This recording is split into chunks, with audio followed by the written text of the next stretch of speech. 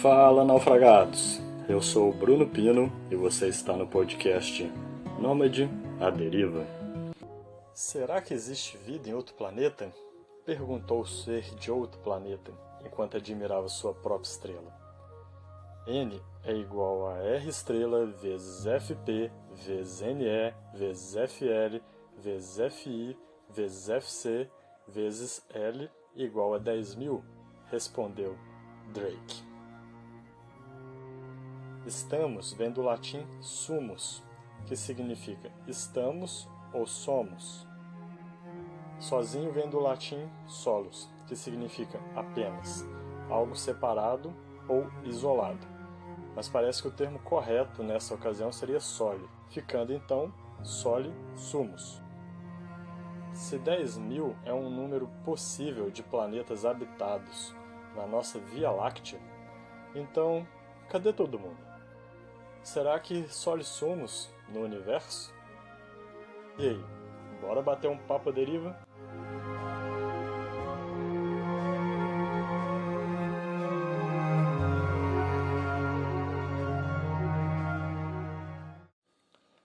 Eu gostaria de abrir esse podcast com uma frase do Carl Sagan.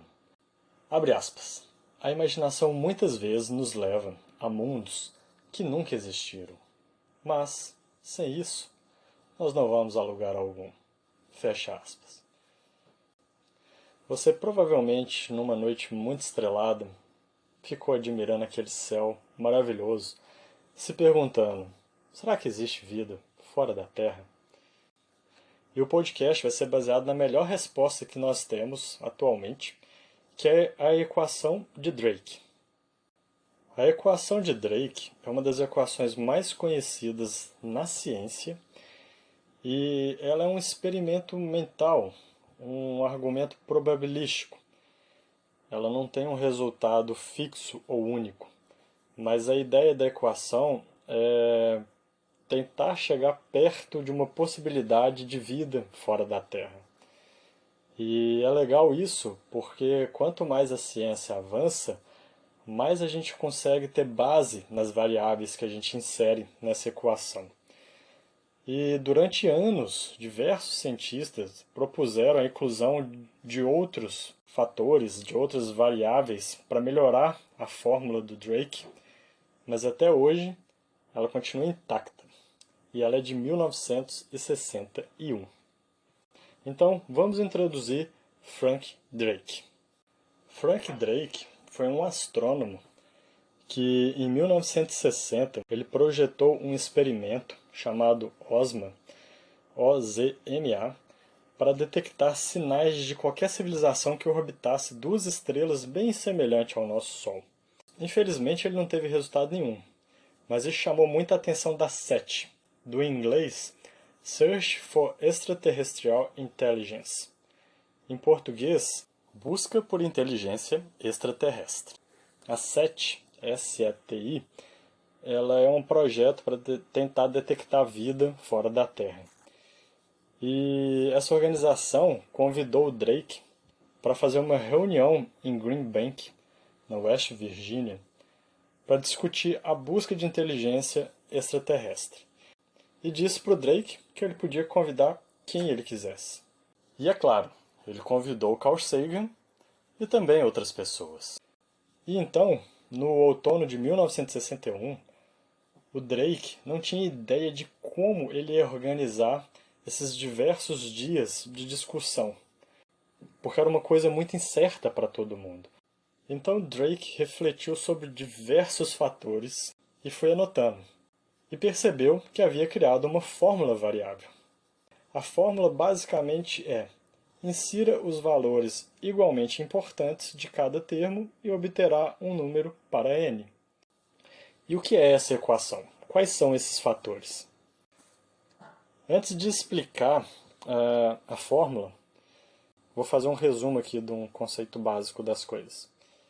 O que são galáxias, o que são estrelas, o que são planetas e o que é a vida. Vamos lá, vamos começar da vida, da biologia. conjunto de características que mantém seres em constante atividades metabólicas, fisiológicas, bioquímicas e genética. Então, quando a gente fala de vida, não necessariamente precisa ser uma vida inteligente. Bom, já falamos sobre a vida, então agora vamos falar sobre o universo. O universo ele é o conjunto das galáxias. E a galáxia é o conjunto formado por bilhões de estrelas. E as estrelas são aquelas que têm luz própria, como o nosso Sol. E os planetas não têm luz própria, eles refletem a luz das estrelas e orbitam as estrelas. E os satélites são que orbitam os planetas. Então, satélite orbita planeta, planeta orbita estrela, o conjunto das estrelas formam as galáxias e o conjunto das galáxias formam o universo. E a gente vai falar apenas da nossa galáxia, a Via Láctea. E ela tem um tamanho de mais ou menos 100 mil anos-luz. Então a luz demoraria 100 mil anos para atravessar somente a nossa galáxia, a Via Láctea.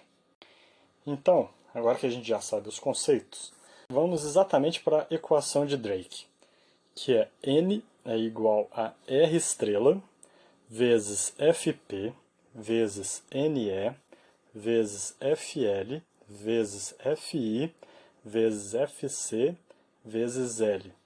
Parece complicado, mas não é muito complicado quando a gente começa a pegar o raciocínio dele. Vamos explicar cada variável.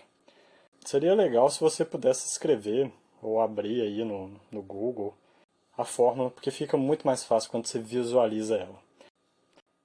O N, que seria o número de civilizações que nós, seres humanos, poderíamos nos comunicar, é igual a R estrela. R estrela é a taxa média de formação de estrelas. Na Via Láctea, forma-se 1,5 estrela a 3 estrelas por ano. Então a gente vai colocar 2 estrelas por ano para fazer um cálculo mais fácil. O Fp, que é a fração de estrelas com planetas, ou seja, a cada 10 estrelas, 9 possuem planetas. O Ne e o Fl eles estão interligados, porque é mais ou menos assim. O Ne, que é o número médio de planetas com possibilidades de vida por estrela com planetas, e o Fl, a fração de planetas com possibilidades de vida que chegou a desenvolver, ou seja, você tem uma estrela, nessa estrela tem 10 planetas e 10% condições para ter vida. Ou seja, dos 10 planetas, você tem um planeta que poderia ter vida. E o Fl entra aí, para falar se esse planeta pode ter ou pode não ter. Depois vamos para o Fi. O Fi é a fração dos planetas com vida que os seres vivos desenvolvem inteligência. Então, sendo bastante otimista, vamos colocar que 10% conseguiram desenvolver inteligência. Então, o Fc, que é a fração de civilizações inteligentes que desenvolvem comunicação, a gente coloca que a cada 10 planetas que conseguiram desenvolver a vida, que conseguiram ser inteligentes, 10% conseguiram se comunicar, ou seja, enviar algum tipo de comunicação para fora do planeta deles. E aí a gente entra na última variável, que é a L, que é o tempo médio em que as civilizações podem se comunicar. E hoje a gente especula que mais ou menos o tempo de vida de uma estrela, que é 1 bilhão de anos. Então, de acordo com esses cálculos otimistas, nós temos um resultado de 36 milhões de planetas com vida somente na Via Láctea. Se a gente for pessimista e trocar o número das variáveis para bem menos, a gente teria com vida um planeta em 100 milhões. E se a gente for mais ou menos nem muito otimista e nem muito pessimista, a gente cai no resultado do Frank Drake. Mais ou menos 10 mil planetas com vida somente na Via Láctea. Essa é a equação do Drake. E como eu disse antes, essa equação, essas variáveis, elas vão mudando conforme a ciência vai evoluindo. Então esses números que eu coloquei para vocês, não é uma coisa que eu inventei e coloquei. Eu estudei um pouco e aí a gente acaba chegando nesses resultados. Quando a gente chega aqui, mesmo que seja 10 mil planetas somente na Via Láctea, a gente se pergunta, Então, cadê todo mundo? Por isso, a gente cai no paradoxo de Fermi. O paradoxo de Fermi diz mais ou menos o seguinte: se levarmos em conta que só na nossa galáxia há bilhões de outros sóis e que no universo existem bilhões de galáxias, a possibilidade de que exista vida em outro planeta é estatisticamente muito grande. Então, onde está todo mundo? Se a gente tem um número tão grande de possibilidade de vida em outros planetas e até hoje a gente não achou absolutamente nada, o que está acontecendo? Tem alguma coisa errada. E adivinhem, a gente cai na teoria do O Grande Filtro. Vamos falar sobre o Grande Filtro. Tem duas bifurcações no Grande Filtro. Uma delas é: não há sinal de vida inteligente lá fora, porque simplesmente não há vida inteligente lá fora. O segundo caminho é: existe vida inteligente lá fora, mas, por alguma razão, eles não querem se comunicar com a gente. E a gente vai discutir esses dois caminhos. A primeira, onde fala que não existe vida inteligente lá fora, por isso a gente ainda não achou, parece óbvio, mas a matemática diz que deveria existir várias civilizações inteligentes, não só na nossa galáxia, como em outras galáxias. Então tem alguma coisa errada, deve existir um grande obstáculo que é muito difícil, improvável ou até mesmo impossível de ser superado. E isso traz três possibilidades dessa bifurcação. A primeira, nós somos seres raros. A segunda, nós somos os primeiros. E a terceira, estamos ferrados. Vamos discutir a primeira. Se a gente já superou o Grande Filtro, então somos raros ou a única civilização a ter superado o Grande Filtro. Então seria raro a vida atingir o nosso grau de inteligência. Todas as espécies em outros planetas, em algum momento, encontrou o Grande Filtro e não conseguiu superar. E esse Grande Filtro pode ser várias e várias coisas. A opção número 2, de nós somos os primeiros, significa que as condições para ter vida em algum planeta do universo ela é muito recente. E nós somos o primeiro planeta a ter o privilégio de ter conseguido todos os fatores para conseguir desenvolver um tipo de vida. Porque além dos vários fatores, como a distância da estrela e outros mais biológicos, como oxigênio, carbono e etc., também existem os naturais, como um vulcão, de repente a vida estava começando, veio um vulcão e queimou todo mundo lá. Quando eu falo todo mundo, pode ser bactéria, organismo, qualquer coisa.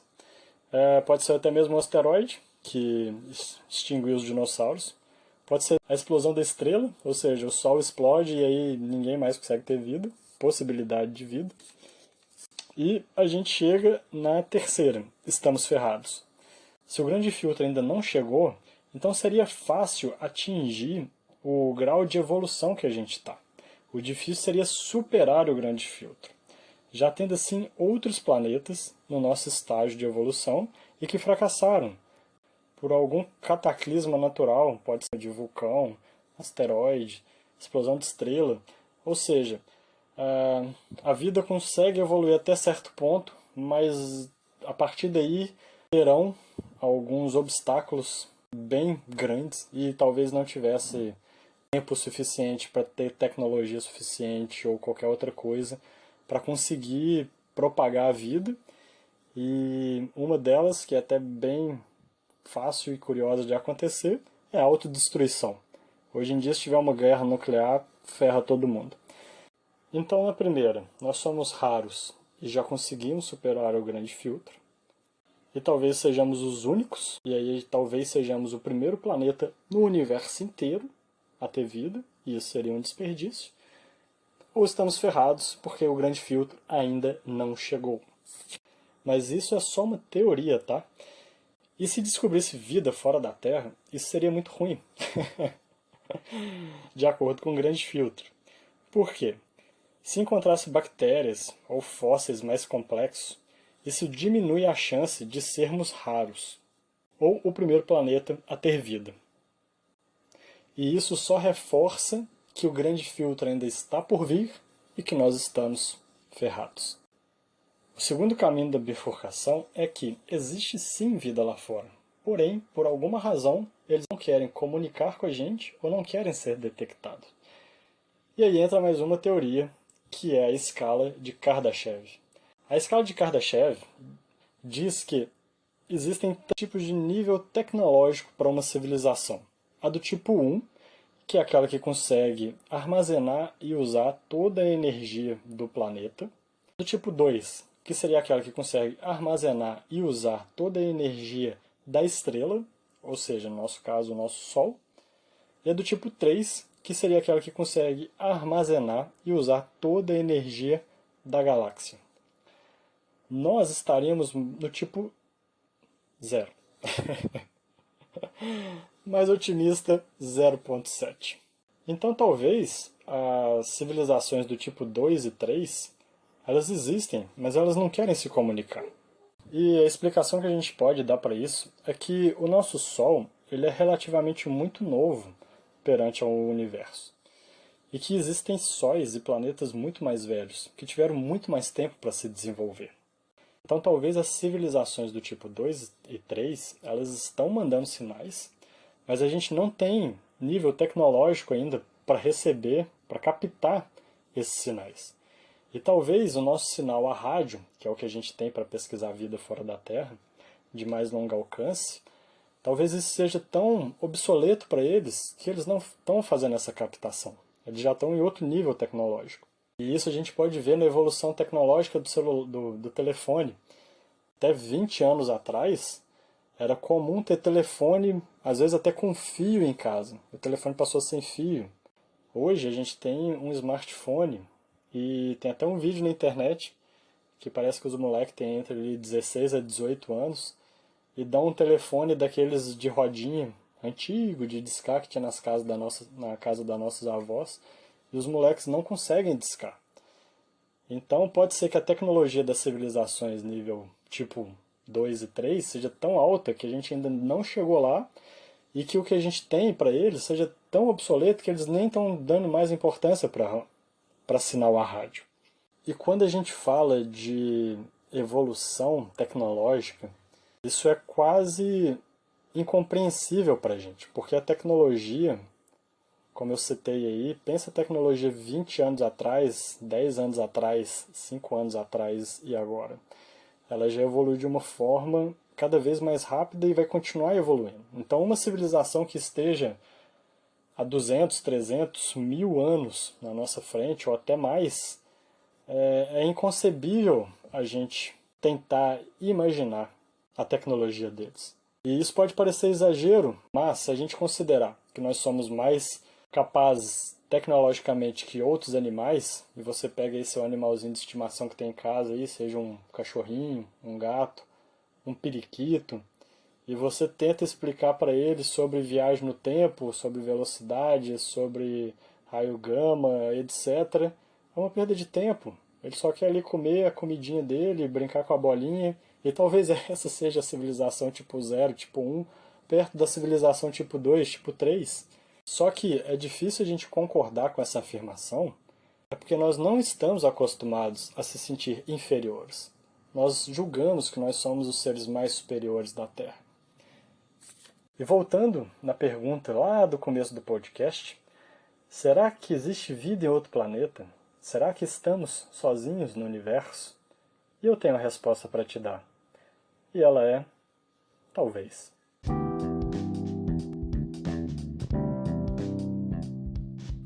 A dica deriva de hoje, ela é bem especial porque ela é do Carl Sagan.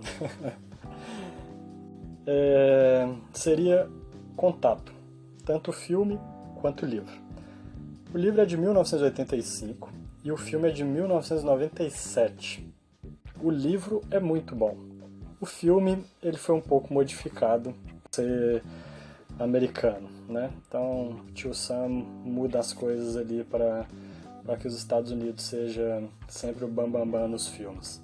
Então, tanto o livro quanto o filme é muito bom, mas o livro é muito melhor. E também tem um outro filme que é Interestelar, que é de 2014, bem popular, bem bom também. Fala sobre viagem no espaço e viagem no tempo, é muito legal. E vou deixar aqui uma indicaçãozinha antiga que eu assisti quando era adolescente. Não é um tema muito sério, assim, não é um tema para ser levado a sério. E o filme chama Fire in the Sky, ou seja, Fogo no Céu, de 1993. E é um filme que fala sobre abdução. Então, assim, eu gostaria que existisse vida fora da Terra, mas as personalidades mais sérias que eu acompanho, todas dizem que nunca foi encontrado nada. Então eu acredito que nunca foi encontrado, mas isso não quer dizer que não exista. E esse filme trata-se de uma abdução, a qual eu não acredito, mas na época eu lembro que eu vi e eu achei muito sensacional, assim. Porque é interessante a ideia de que os alienígenas estão vindo aqui fazendo experimento com a gente. Às vezes eles pegam umas vaquinhas para fazer churrasco também, mas às vezes eles levam uns seres humanos aí para dar uma volta, e isso acaba sendo um tremendo privilégio, né? Porque, né, deve estar dando fila aí para fazer uma viagem espacial, imagina ser abduzido de graça, bem melhor. Então esse filme seria só mais para uma diversão, um passatempo, assim, né? As opções anteriores, assim, são filmes mais científicos, e esse aí é só um passatempo.